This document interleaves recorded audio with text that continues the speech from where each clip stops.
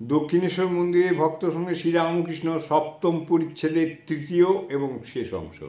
Master, একদিন মহিমা চক্রবর্তীর সঙ্গে দেখা ও আলাপ হয়েছিল, সেইখানে যাওয়া আসা করেন বলে বোধ হয়। শ্রীরামকৃষ্ণ: কেন, মহিমা তো ভক্তির কথাও কয়, সে তো ওইটে খুব বলে, আরাধিত যদি হরিশ তপস্য তত কিম। মাস্টার সহাস্যে: সে আপনি বলান তাই বলে। শ্রীযুক্ত গিরিশ ঘোষ ঠাকুরের কাছে নূতন যাতায়াত করিতেছেন আজকাল, তিনি সর্বদা ঠাকুরের কথা লইয়া থাকেন। হরি: গিরিশ ঘোষ আজকাল অনেক রকম দেখেন, এখান থেকে গিয়ে অবধি সর্বদা ঈশ্বরের ভাবে থাকেন, কত কি দেখেন। শ্রীরামকৃষ্ণ: তা হতে পারে, গঙ্গার কাছে গেলে অনেক জিনিস দেখা যায়, নৌকা, জাহাজ, কত কি।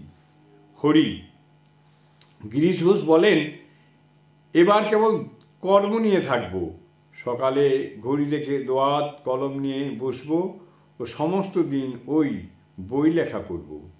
এই রকম বলেন, কিন্তু পারেন না। আমরা গেলেই কেবল এখানকার কথা। আপনি নরেন্দ্রকে পাঠাতে বলেছিলেন, গিরিশবাবু বললেন নরেন্দ্রকে গাড়ি করে দেব। 5টা বাজিয়াছে, ছোট্ট নরেন বাড়ি যাইতেছেন। ঠাকুর উত্তর পূর্ব লম্বা বারান্দায় দাঁড়াইয়া একান্তে তাহাকে নানাবিধ উপদেশ দিতেছেন। কিয়ৎক্ষণ পরে তিনি প্রণাম করিয়া বিদায় গ্রহণ করিলেন। অন্যান্য ভক্তেরাও অনেকে বিদায় গ্রহণ করিলেন।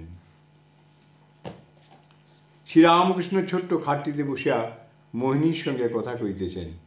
পরিবারটি পুত্রশোকের পর পাগলের মতো, কখনো হাসেন, কখনো কাঁদেন।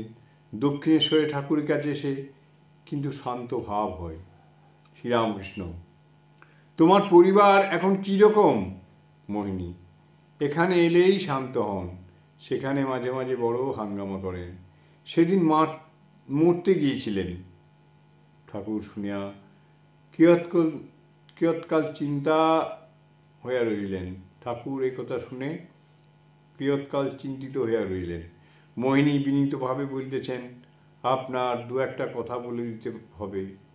শ্রীরামকৃষ্ণ: রাঁধতে দিও না, ওতে মাথা আরও গরম হয়, আর লোকজন সঙ্গে রাখবে। জয় ঠাকুর।